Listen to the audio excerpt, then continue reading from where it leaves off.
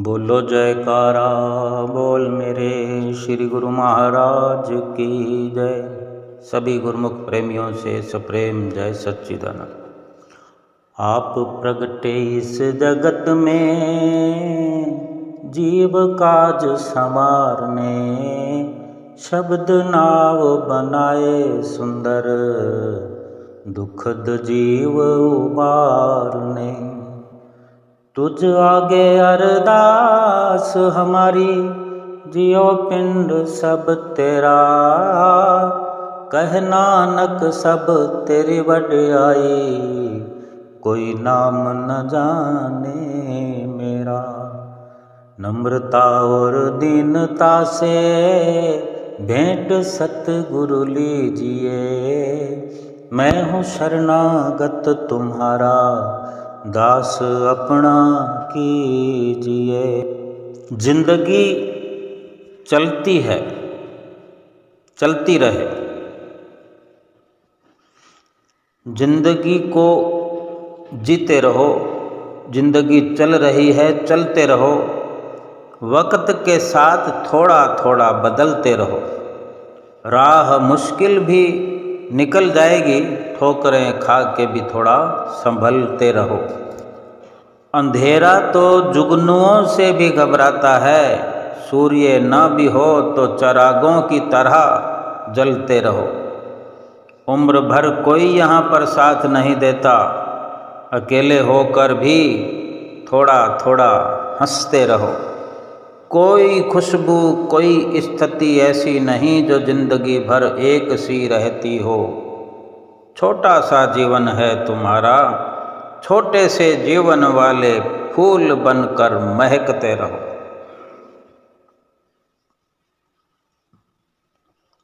जीवन जो है हर पल प्रतिपल बदलता है, परिवर्तनशील है।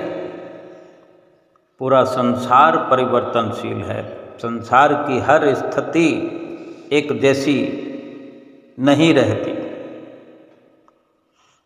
कभी राह मुश्किल हो जाती है, कभी आसान हो जाती है। वो एक ही सफ़र है जो हम कर रहे होते हैं, तो उसी सफ़र में कभी आसानी, कभी मुश्किलें, कभी परेशानी, कभी दुख।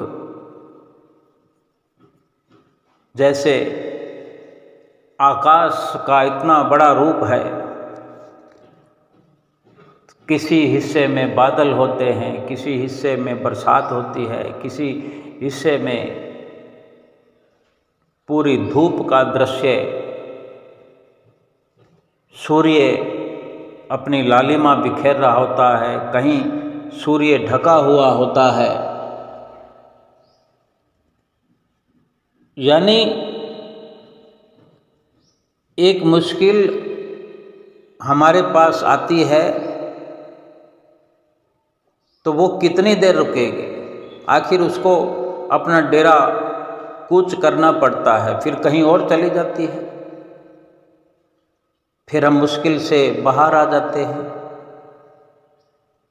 फिर कुछ समय बाद किसी और रूप में मुश्किल आती है, कोई कठिनाई आती है, कोई परेशानी आती है, कोई ठोकर लगती है।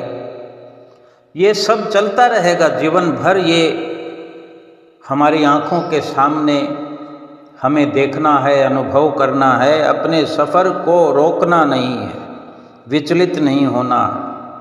और एक बड़ी बात समझने वाली कि पूरा जीवन कोई हमारा साथ दे दे, बचपन से लेकर अंतिम श्वास तक कोई साथ दे, हमारा साथ देता रहे, देता रहे, ये मुमकिन नहीं है।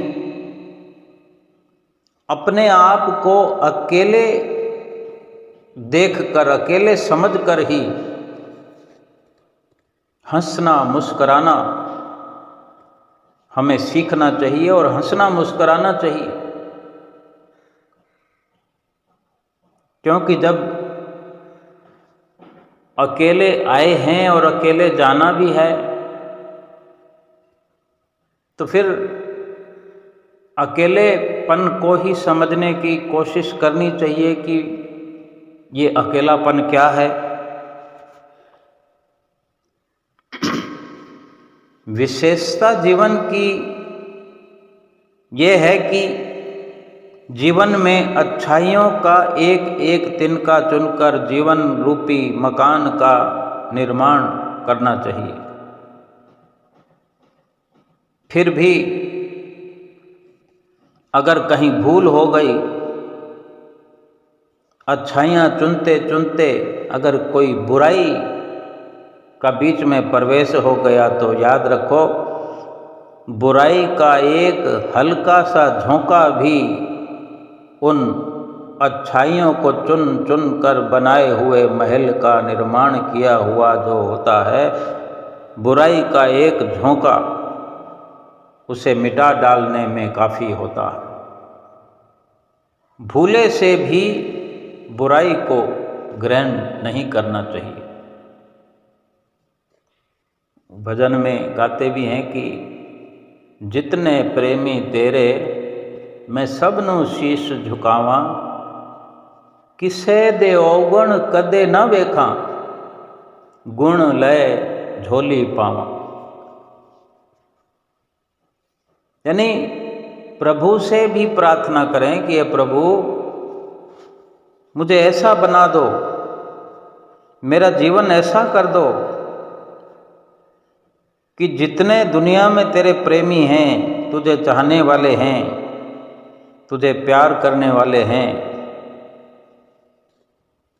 मैं उनसे गुण ले ले करके फलता फूलता रहूं,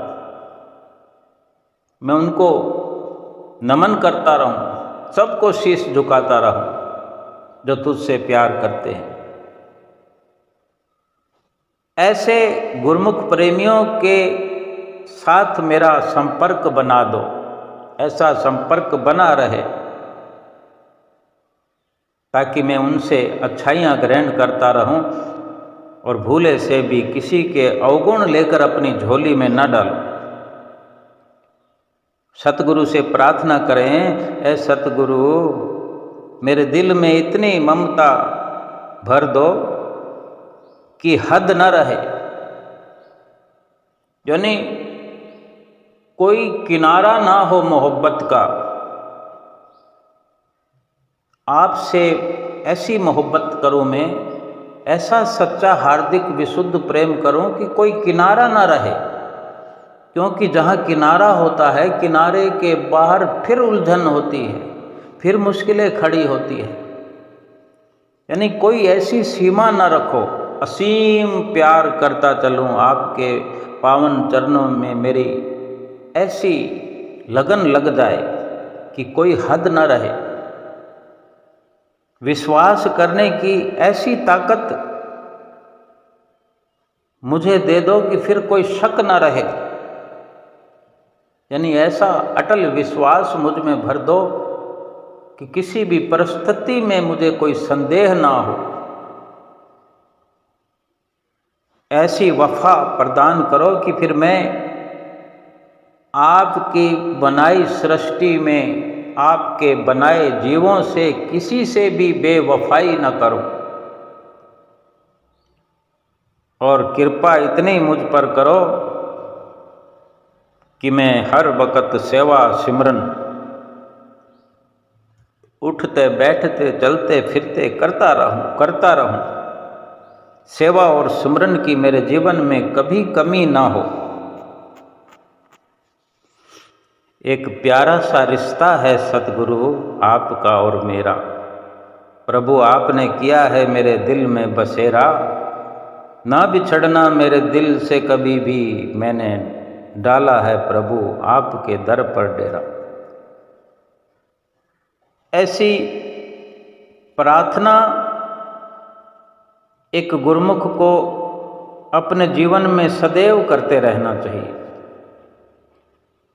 और जो मान सम्मान की जो चाहत है, बड़ा बनने की जो चाहत है, किसी के आगे अपने आप को प्रकट करने की चाहत है,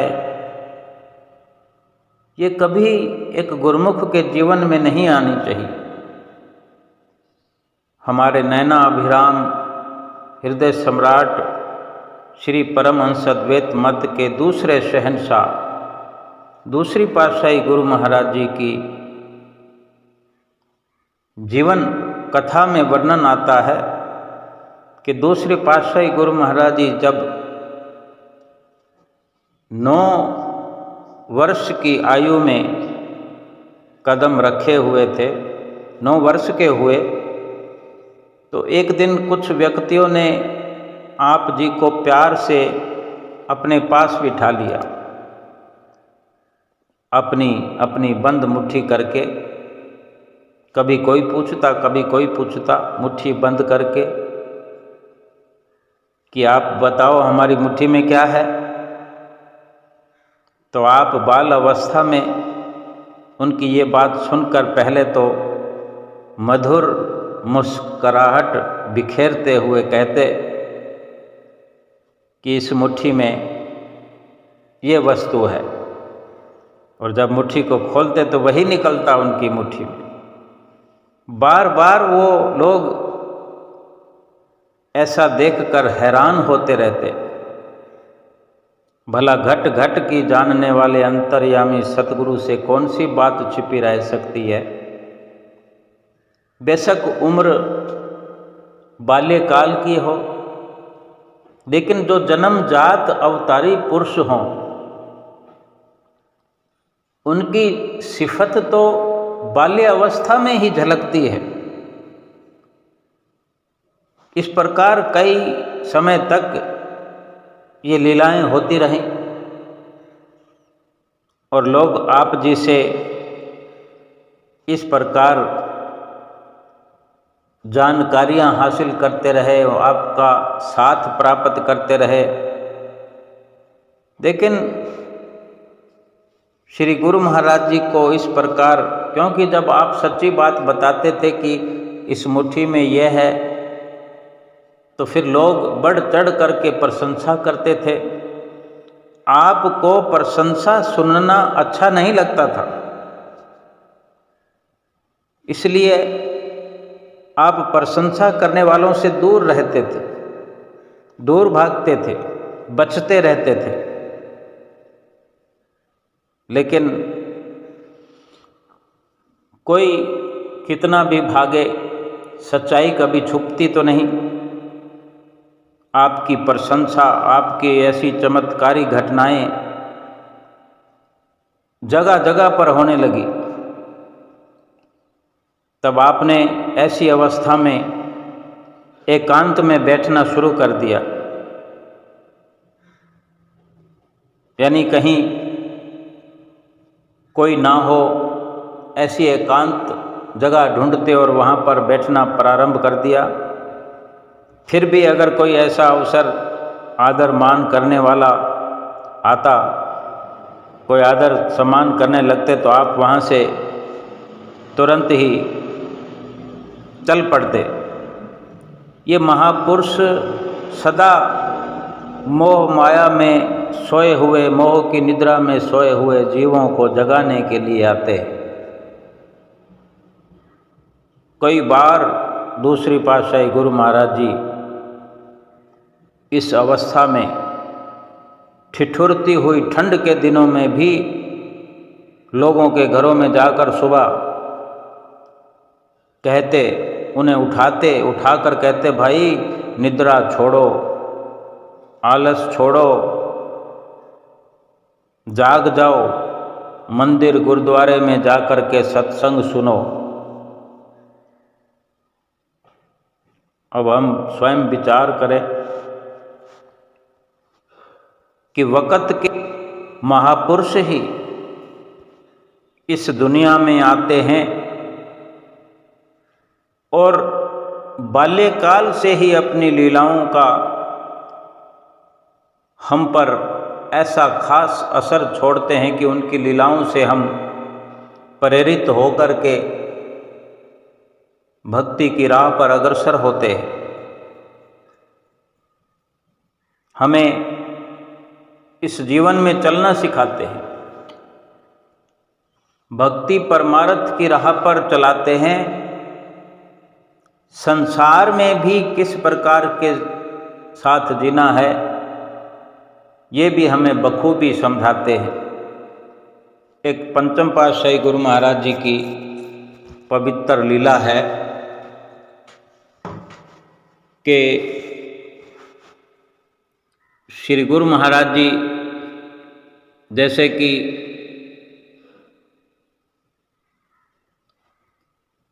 श्री आरती पूजा में श्रीकार में विराजमान होकर जाते हैं, चाहे सुबह का समय हो या संध्या वेले का समय हो।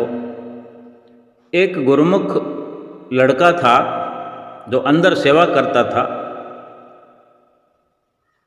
तो श्री गुरु महाराज जी के कमरे में उसकी सेवा होती थी। बड़ा भागों वाला वो प्रेमी लड़का था कि इतनी नज़दीकी किसी भागों वाले प्रेमी को ही मिलती है। सुबह शाम की आरती के लिए जब श्री कार में सवार होकर श्री गुरु महाराज जी श्री आरती के लिए श्री मंदिर जी में जाया करते, तो उसके पश्चात वो लड़का भी अपनी सेवा को समेट करके श्री आरती में जाया करता था। एक बार श्री गुरु महाराज जी ने, पंचम पातशाही जी ने अपनी मौज में आकर उस प्रेमी लड़के को अपने पास बुलाया और बड़े प्यार से फरमाया, बड़े प्रेम से फरमाया कि अगर कभी कोई तुमसे सहायता मांगे और अधिक ज़रूरत में हो, परेशानी में हो, उसे तुम्हारी ज़रूरत हो, तुम उसकी सहायता करने में अगर सक्षम हो, जो उसे सहायता चाहिए वो तुम अगर कर सकते हो, तो और वो समय तुम्हारे आरती पूजा का हो, नित्य नियम का हो, भजन अभ्यास का हो, तो ऐसी अवस्था में तुम अगर उस व्यक्ति की मुसीबत की घड़ी में सहायता ना करके, जो तुम आसानी से कर सकते हो, वो सहायता ना करके अपने नियमों को पूरा करने के लिए उसकी सहायता को छोड़कर नियमों की पालना करोगे, तो मालिक की दरगाह में ये स्वीकार नहीं होगी। ये नित्य नियमों की पालना पूर्ण रूप से स्वीकार्य नहीं है, क्योंकि तुम्हारा पहला जो फर्ज है, कर्तव्य है, वो किसी की सहायता करना है, किसी दुखी परेशान का दुख दूर करना है। ये पहला कर्तव्य है, ये भक्ति का पहला नियम है। और उससे गुरु महाराज जी ने कहा, प्रेमी इन वचनों को सदा याद रखना। तो ये बात उस गुरुमुख बालक ने दिल में अच्छी तरह लिख लिया। थोड़े दिन व्यतीत हुए जब श्री गुरु महाराज जी श्री कार में विराजमान होकर अंदर से हवेली की ओर से श्री कार में विराजमान श्री कार बाहर आई, तो सेवा कुछ अधिक होने के कारण उस गुरुमुख को श्री आरती पर जाने के लिए थोड़ी देर हो गई, जो कि पहले हमेशा श्री कार के तुरंत बाद रवाना हो जाता था श्री आरती के लिए। एक दिन देर हो गई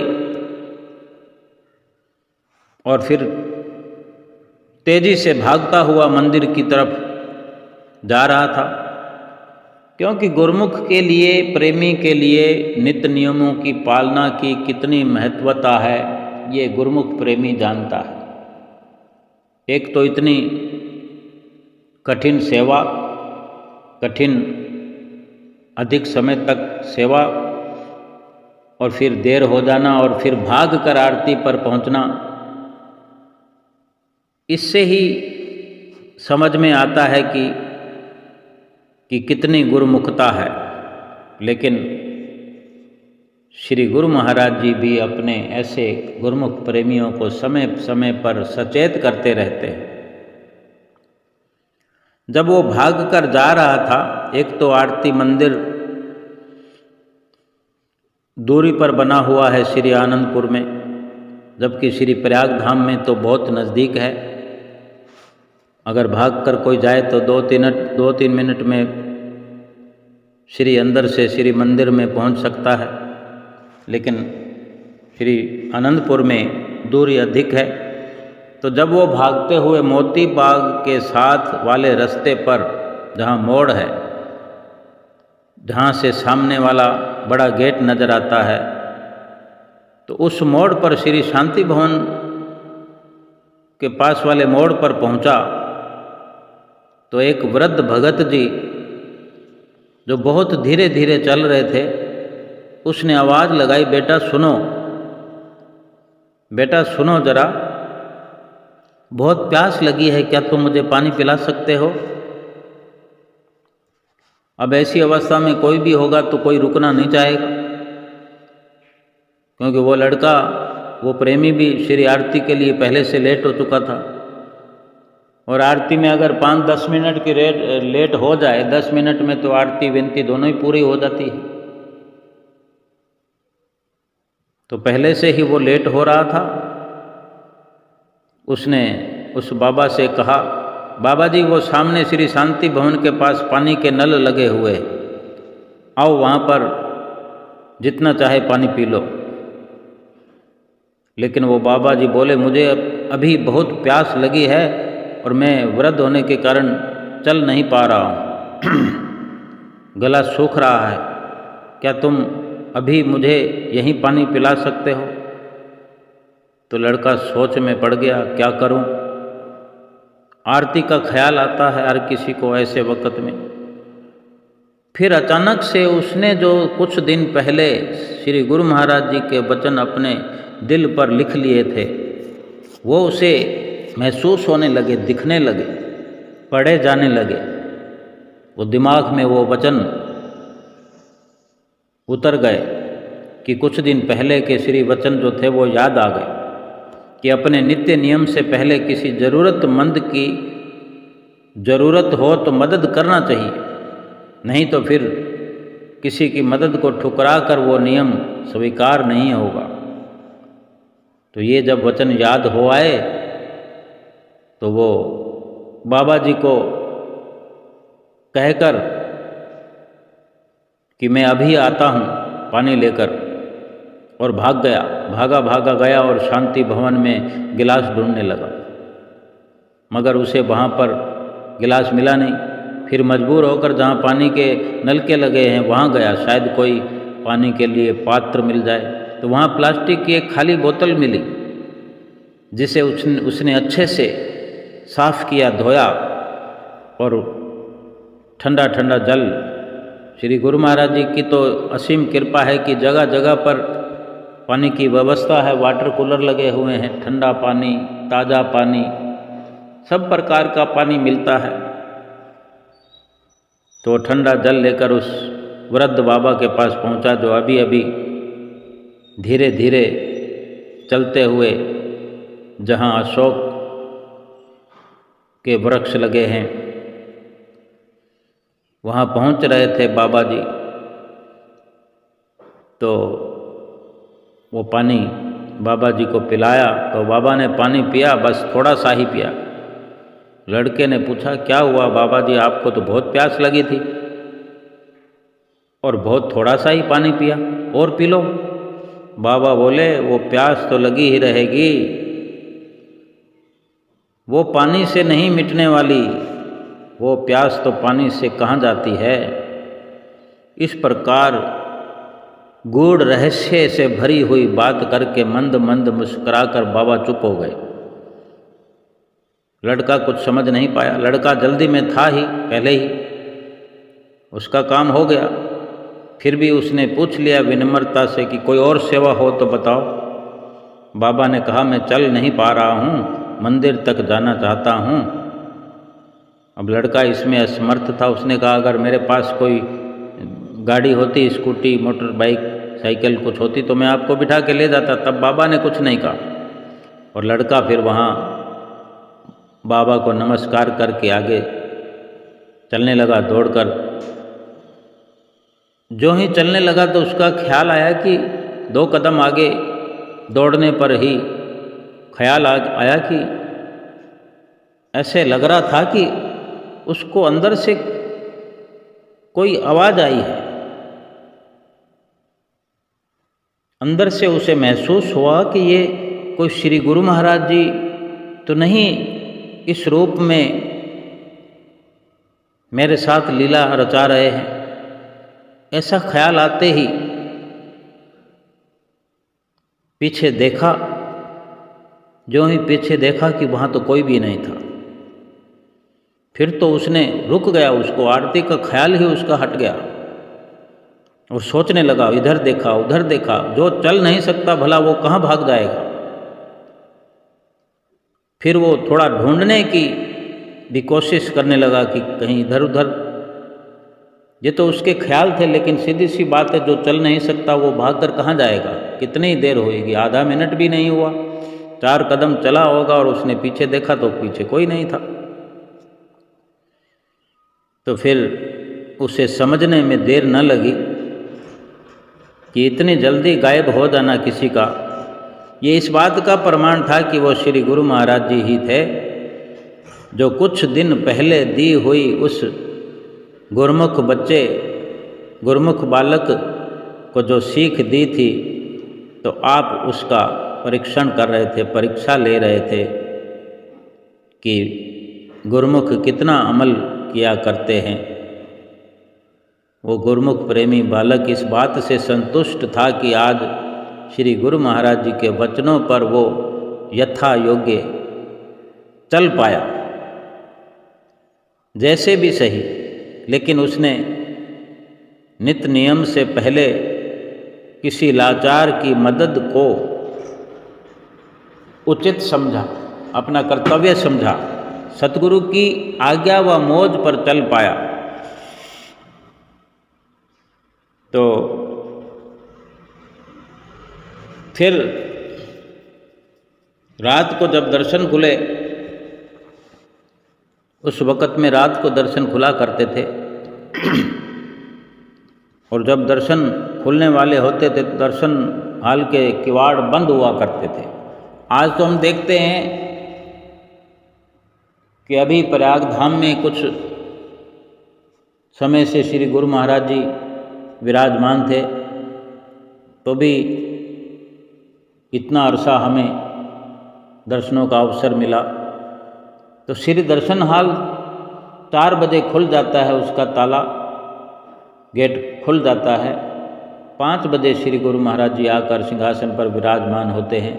उससे पहले सभी गुरुमुख अपनी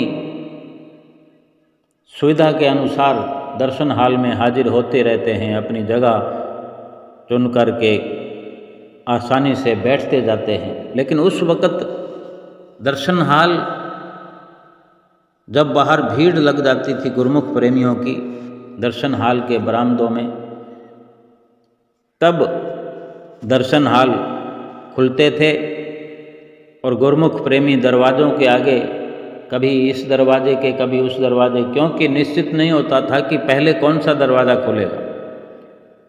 गुरुमुख प्रेमी हर कोई भाग भाग करके सतगुरु के दर्शन करने चाहता है। सतगुरु के दर्शनों का क्या महत्व है, ये एक सतगुरु का सेवक प्रेमी गुरुमुख ही जानते हैं। तो जब रात को दर्शन खुले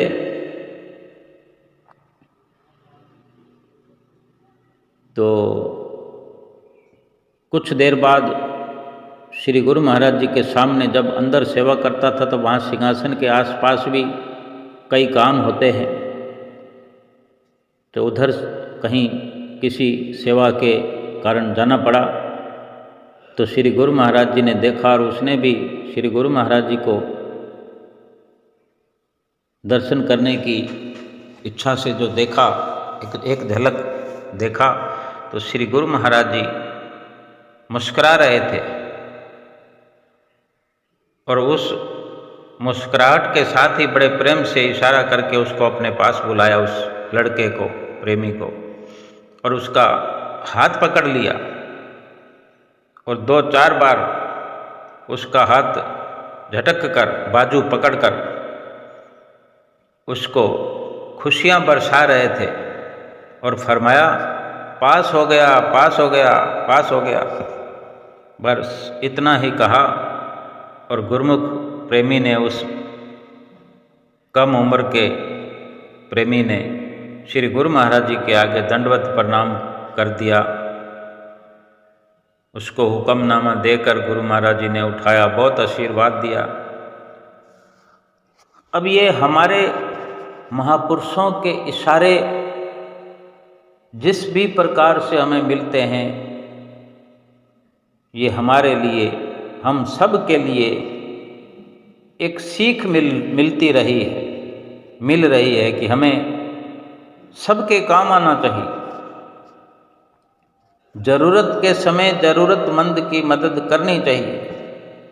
अगर हम आसानी से किसी का दुख दूर कर रहे हैं, अगर हम दरबार में रह रहे हैं, दरबार में आए हुए हैं, दरबार में ही एक मर्यादा है। और कई बार ऐसा अवसर होता है जब सत्संग समाप्ति पर दर्शन हाल की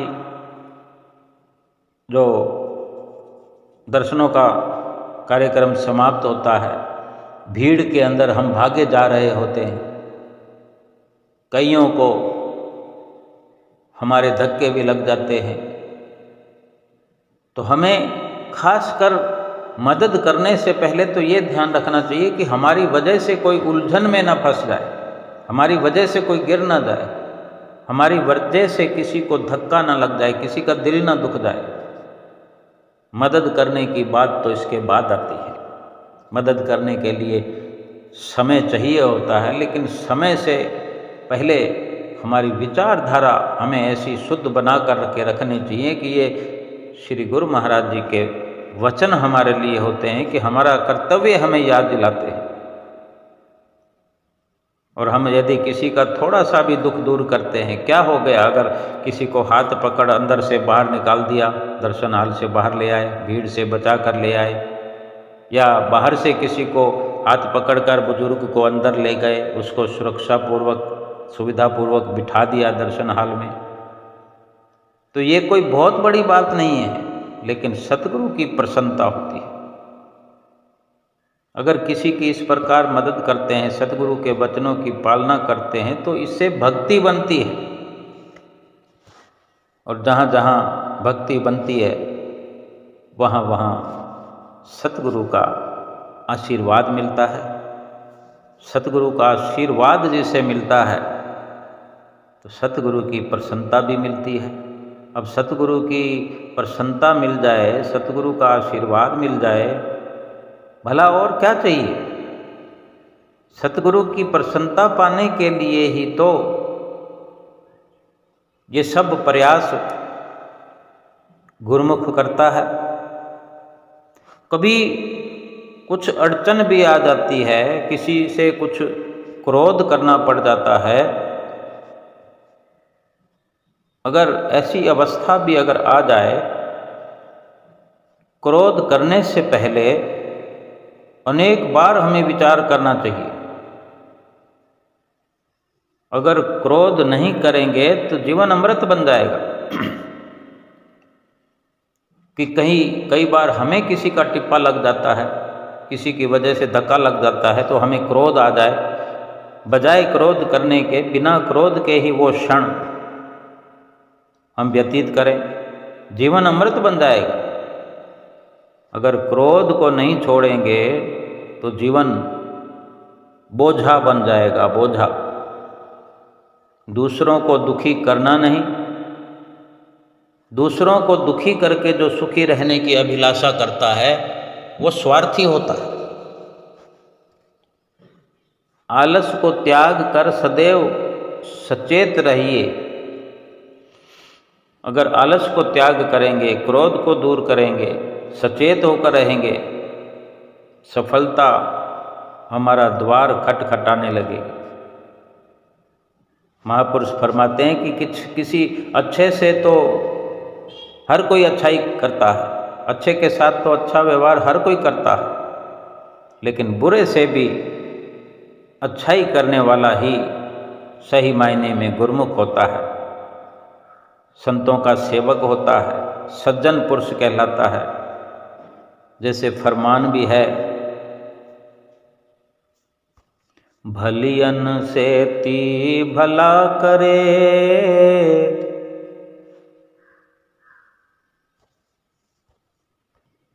ऐसे सब संसार बुरियन से ती भला करे, तय जग में विरले संसार।